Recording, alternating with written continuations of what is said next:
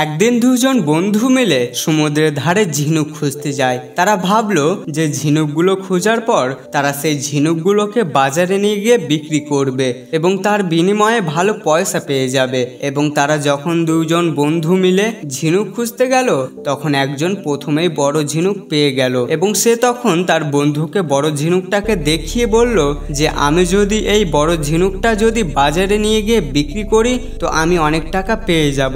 এটা দেখার পর দ্বিতীয় বন্ধুটা বড় ঝিনুক খুঁজতে লেগে গেল। তার মাথায় শুধু বড় ঝিনুকেরই কথা ঘুরপাক খাচ্ছিল আর এই চক্করে সে যতগুলো ছোট ছোট ঝিনুক খুঁজে পেয়েছিল সে তখন সেগুলোকে সমুদ্রের জলে ফেলে দিয়েছিল এবং সে তখন আবার বড় ঝিনুক খোঁজার সন্ধানে লেগে গেল।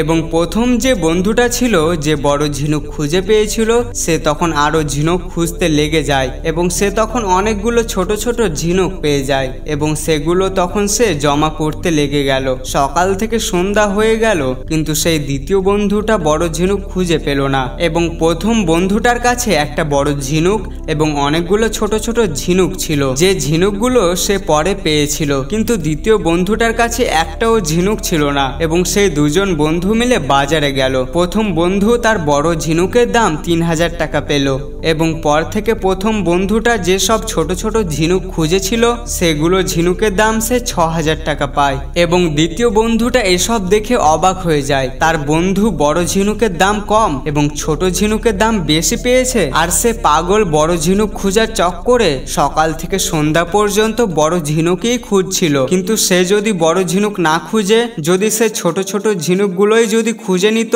তাহলে সে অনেক টাকা পেয়ে যেত, কিন্তু সে ছোট ছোট ঝিনুকগুলোকে সমুদ্রের জলে ফেলে দিয়েছিল।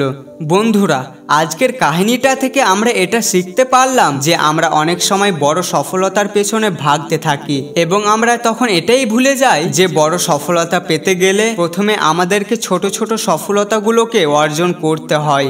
এবং আমরা যখন কোনো বড় সেলিব্রিটিকে দেখি, সে অ্যাক্টর থাকুক কিংবা সিঙ্গার থাকুক বা ক্রিকেটার থাকুক না কেন, আমাদের চোখে শুধু এইসব মানুষগুলোর সফলতা দেখতে পাই কিন্তু তাদের পেছনে লুকিয়ে থাকা দুঃখ কষ্টগুলো নয়। এপিজে আব্দুল কালাম স্যার বলেছেন, তুমি যদি সফল হতে চাও তো তুমি সবার আগে নিজের অভ্যাস বদলাও, তারপর তুমি নিজে নিজে সফল হয়ে যাবে। কিন্তু আমরা আমাদের অভ্যাসগুলোকে পরিবর্তন করতে চাই না এবং অভ্যাসগুলোকে পরিবর্তন না করেই আমরা সফল হতে চাই।